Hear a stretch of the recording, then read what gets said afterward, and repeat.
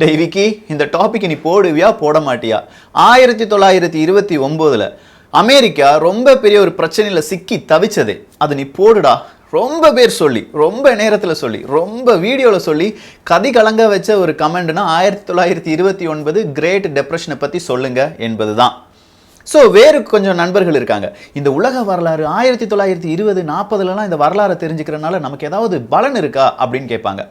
ஒரு விஷயத்தை நல்லா நீங்கள் கவனிச்சிங்கன்னா, ஒரு 30-40 வருடத்திற்கு முன்பு நடந்தது தான் அப்படியே இப்போ நடக்கும்.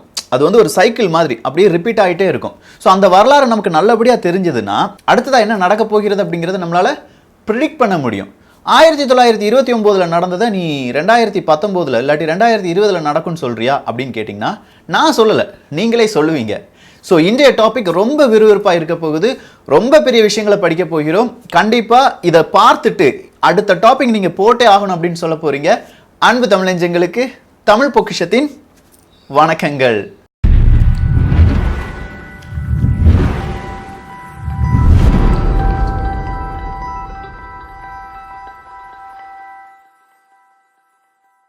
அமெரிக்காக்கு வரலாறு நீங்க எடுத்துட்டீங்கன்னா ஒரு அதிபர் ரொம்ப பிரபலமா இருப்பாரு, உலக அளவில் அவருக்கு பேர் அப்படிங்கிறது அப்படி இருக்கும். ஆனா இன்னொரு அதிபர், அதுக்கு அடுத்தபடியா வர்ற அதிபர் ரொம்ப லோவா இருப்பார், இல்லாட்டி ரொம்ப ஒஸ்டா இருப்பார். வரலாறு நீங்க நல்லா திருப்பி பார்த்தாலே உங்களுக்கு இதுக்கு விஷயம் என்னன்னு புரிஞ்சிடும். ஸோ 1933 ஒரு அமெரிக்கர் ஒரு வீட்டுக்கு நீங்கள் போகிறீங்க. போயிட்டு கதவை தட்டுறீங்க. கதவை தட்டிட்டு எனக்கு வீட்டில் காப்பி போடுறதுக்கு காப்பி பவுடர் இல்லை, கொஞ்சோண்டு தாரீங்களா அப்படின்னு கேட்குறீங்க. அவரும் கொஞ்சம் தருவார். அடுத்ததாக மறுபடியும் அதே கதவை தட்டுறீங்க. சீனி கொஞ்சம் கம்மியாக இருக்குது, சர்க்கரை கொஞ்சம் தருவீங்களா அப்படின்னு கேட்டால் போடா ஹூவர் அப்படின்னு சொல்லுவாங்க. போடா ஹூவர் அப்படின்னு சொல்லுவாங்க. யாரா இந்த ஹூவர் அப்படின்னு தேடி போனால் அவருடைய அதிபர், அமெரிக்க நாட்டினுடைய அதிபர் தான் ஹூவர். ஸோ ஹூவர் அப்படிங்கிற வார்த்தை ரொம்ப கொச்சமாக பயன்படுத்தப்பட்டது. ஏன் இந்த ஹூவர் அப்படிங்கிற அந்த வார்த்தை ரொம்ப கொச்சமாக பயன்படுத்தப்பட்டது? அதற்கு முன்பாக உட்ரோ வில்சன் காலத்துக்கு போகணும். முதல் உலகப் போர்லலாம் அமெரிக்காவினுடைய அதிபர் உட்ரோ வில்சன் தான். ஸோ அவர் தான் இந்த முதல் உலகப் போரில் அமெரிக்காவை கொஞ்சம் காப்பாற்றி அந்த போரில் ஈடுபடாமல் வச்சு அதன்படி ரொம்ப விஷயங்களை செஞ்சு அமெரிக்காவை வல்லரசாக மாற்றுவதற்காக ரொம்ப பெரிய இண்டஸ்ட்ரீஸ் தொடங்கி பேங்க் எல்லாமே தொடங்கி பேங்குக்கு நிறைய விஷயங்கள்லாம் அவங்களுக்கு செஞ்சு கொடுத்து, ஸோ இந்த மாதிரி சில விஷயங்கள் எல்லாமே செஞ்சு கொடுத்து அமெரிக்காவை நம்பர் 1 நாடாக மாற்றிட்டே வந்துட்டு இருந்தார். யாரு? Woodrow Wilson. உட்ரோ வில்சனுக்கு அடுத்தபடியாக வர்ற அதிபர் யார்? வாரன் ஜி ஹார்டிங் அப்படிங்கிறவர் தான். 1921 இருந்து ஹார்டிங் அப்படிங்கிறவர் தான் அதிபராக இருக்காரு.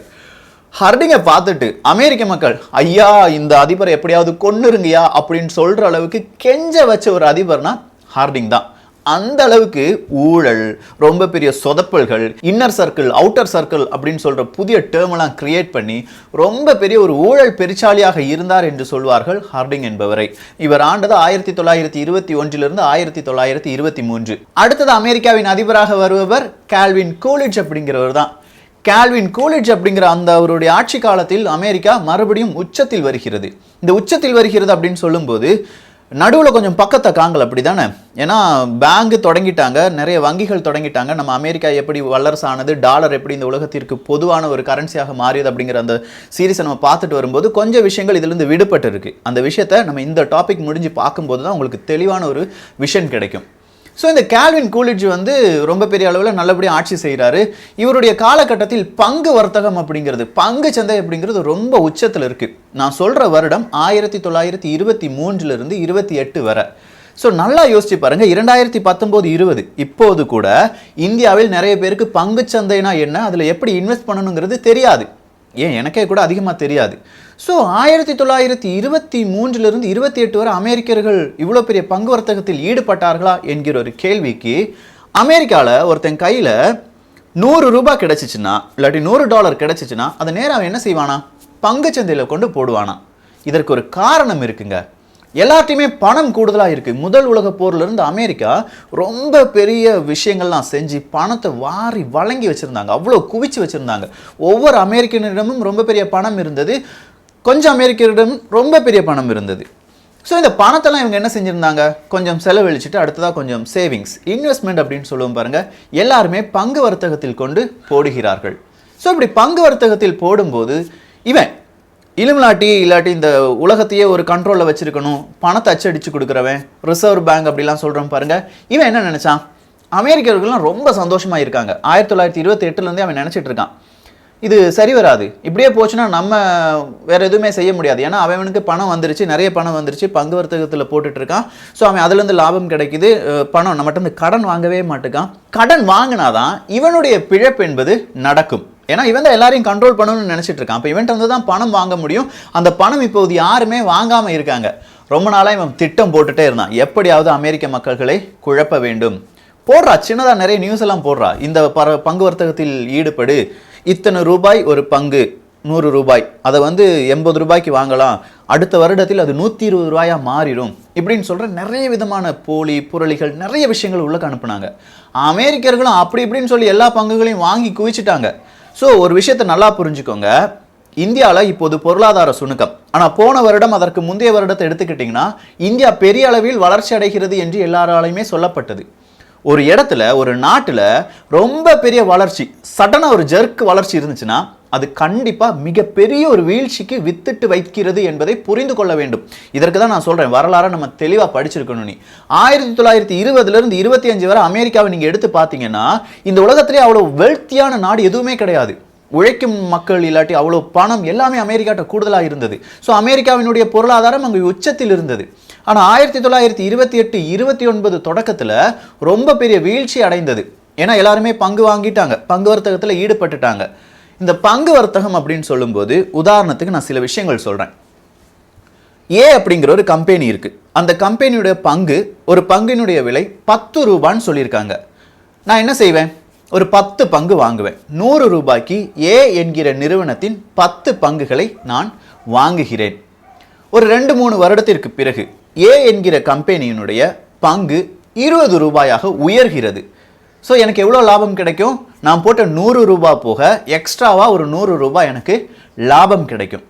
நான் என் நண்பன்கிட்ட சொல்லுவேன், ஏ என்கிற கம்பெனியில் நீ ஒரு 20 ரூபாய் இப்போ இன்வெஸ்ட் பண்ணு, ஏன்னா இப்போது அதனுடைய ஒரு பங்கின் விலை 20 ரூபாய், 2 வருடத்தில் அது உனக்கு 40 ரூபாயா கிடைக்கும்.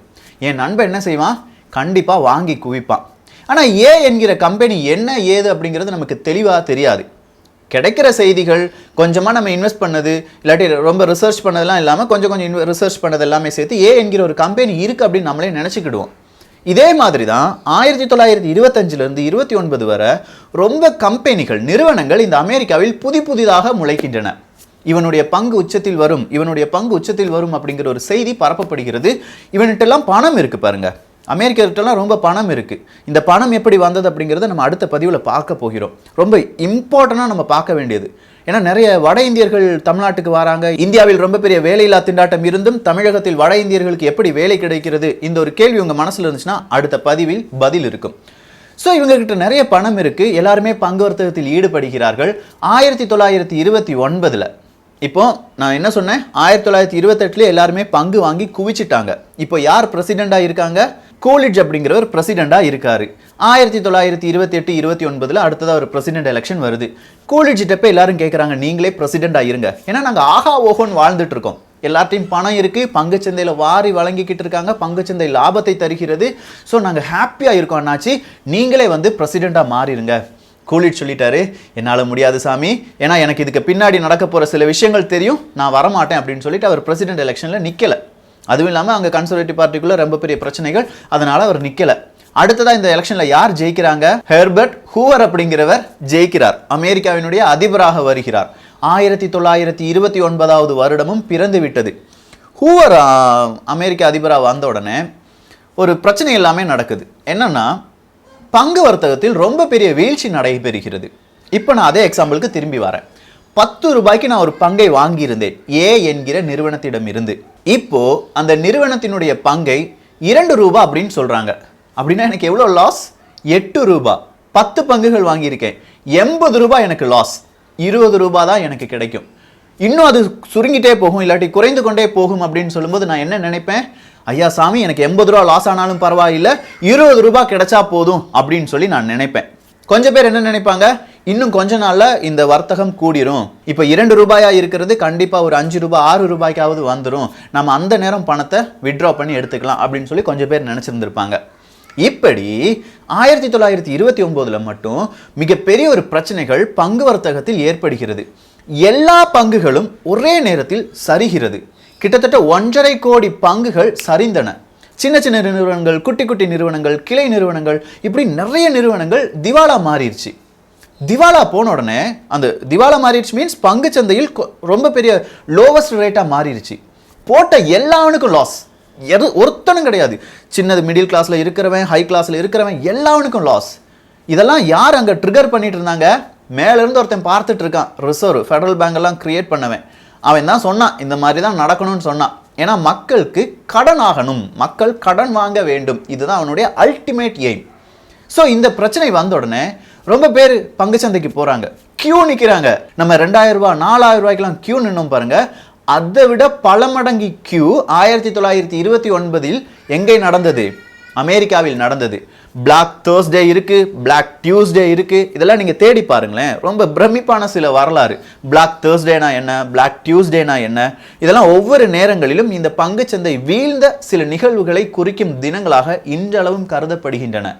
ஸோ இவ்வளோ பங்குகள் வீழ்ந்த உடனே எல்லாருமே பங்கை விட்டு விட்டு பணத்துக்கு திரும்புறாங்க. பணத்துக்கு திரும்பும்போது அடுத்ததா பேங்க். கிட்டத்தட்ட அமெரிக்காவில் மட்டும் 1929 1932 வரை வெறும் 3 இல்லாட்டி 4 வருடங்களில் 6000 வங்கிகள் திவாலாகி போயின. பணம் இல்லை, கொடுப்பதற்கு பணம் கிடையாது, திவால் அறிவிச்சிரு. அப்போ மக்களுக்கு அந்த பணத்தை கொடுக்கணுமா? வேண்டாம். மக்கள் என்ன செய்வாங்க? மறுபடியும் உழைக்க வேண்டும். அப்படி உழைக்காமல் இருக்க என்ன செய்ய வேண்டும்? கடன் வாங்க வேண்டும்.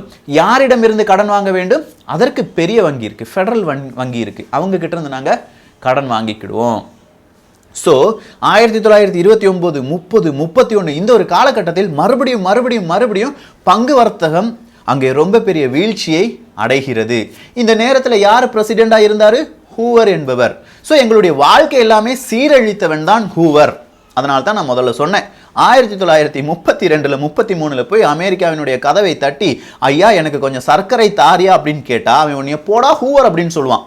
என் வாழ்க்கையை சீரழிச்சது நீதாண்டா அப்படின்னு சொல்லுவான். ஸோ இந்த ஹூவர் அப்படிங்கிறவருக்கு ரொம்ப பெரிய பிரச்சனை. இது யாருடைய காலத்திலேயே தொடங்கி விட்டது? கூலிட்ஜ் அப்படிங்கிற அந்த அதிபரினுடைய காலத்திலேயே தொடங்கி விட்டது. ஆனால் அதனுடைய எஃபெக்ட் எப்போ தான் தொடங்கிச்சு? 1929 தான். ஹூவர் எப்படி தெரியுமா நினைச்சிருப்பாரு? ஏண்டா பிறந்தோம், ஏண்டா அமெரிக்க அதிபராக மாறணும் அப்படின்னு சொல்லி நினைச்சிருப்பாரு.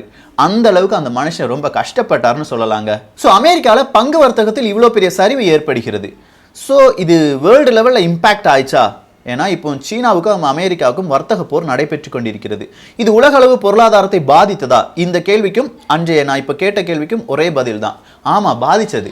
இந்த உலகத்தில் ஒட்டு மொத்தமாக நாடுகளில் நடக்கக்கூடிய வியாபாரங்களில் 3 ஒரே ஒரு பங்கு வியாபாரம் மட்டுமே நடந்தது. 2 பங்கு வியாபாரங்கள் நடக்கவே இல்லை. அமெரிக்க மக்கள் எல்லாருமே கடன் வாங்க ஆரம்பித்தார்கள், இருக்கிற சொத்தை விற்க ஆரம்பிச்சாங்க, நிறைய பேர் தெருவுக்கு வந்துட்டாங்க.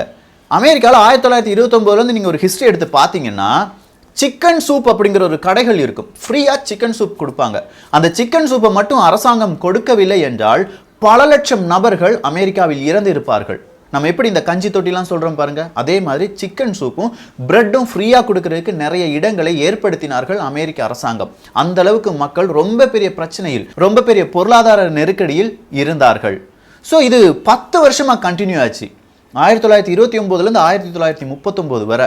இதுக்கு நடுவில் அடுத்த வேறொரு பிரச்சனை, இயற்கை சீற்றம், ரொம்ப பெரிய புழுதி புயல்.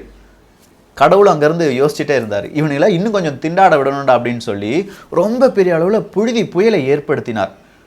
பல லட்சம் ஏக்கர் நிலப்பரப்பு, பல லட்சம் டன் நிலத்தில் மேலிருக்கும் மண் இருக்கு பாருங்க, அதெல்லாம் ஒவ்வொரு இடத்துலேருந்து பல ஊருக்கு அப்பாற்பட்டு வீசப்பட்டன. அந்த அளவுக்கு புழுதி புயல். யாருமே வெளியில வரமாட்டாங்க, வெளியில வந்தாலும் விவசாயம் செய்ய முடியாது. விவசாயம் படுத்துருச்சு.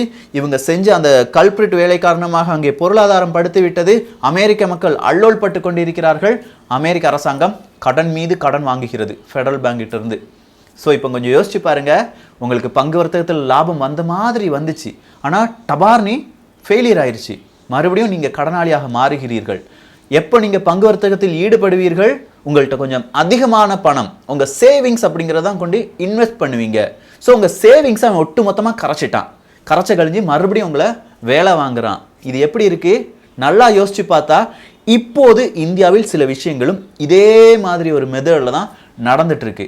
என்னன்னு உங்களுக்கு புரியலையா? அடுத்த பதிவில் ரொம்ப பெரிய சுவாரஸ்யமான நிகழ்வுகள் எல்லாமே சொல்ல போறேன். இதுல இருந்து எப்படி அமெரிக்கா மீண்டது, இதுல என்னென்ன இம்பாக்டை அமெரிக்கா ஏற்படுத்தியது, குறிப்பா அமெரிக்கா எப்படி ரொம்ப பெரிய பணக்கார நாடாக மாறியது, ஸோ இந்த விஷயத்தை அடுத்த டாப்பிக்கில் நம்ம பார்க்கும்போது கண்டிப்பாக உங்களுக்கு நிறைய பிரமிப்பை அந்த ஒரு பதிவு ஏற்படுத்தும். இந்த பதிவு எப்படி இருந்தது? 1929 மிகப்பெரிய ஒரு பொருளாதார சுணுக்கம் அமெரிக்காவை வாட்டி வதைத்தது அப்படின்னு சொன்னனே, இது எப்படி இருந்தது? இது உங்களை கொஞ்சம் பயமுறுத்திச்சா இல்லை கொஞ்சம் யோசிக்க வச்சதா? கொஞ்சம் கீழே கருத்துக்களை தெளிவாக சொன்னால் எனக்கு கொஞ்சம் சந்தோஷமாக இருக்கும். ஏன்னா நான் ரொம்ப புக்ஸ் எல்லாம் வாசித்து தான் இதை உங்களுக்கு நான் சொல்லிட்டு இருக்கேன். ஸோ இதை பற்றிய உங்களுடைய கருத்துக்கள் இங்கே வரவேற்கப்படுகின்றன. தமிழ் பொக்கிஷம் சேனலை சப்ஸ்கிரைப் செய்யாத தோழர்கள் தோழிகள் தயவுசெய்து சப்ஸ்கிரைப் பண்ணிக்கோங்க. நல்லதை பகிர்ந்து நல்ல சமுதாயத்தை உருவாக்குவோம். நன்றி, வணக்கம்.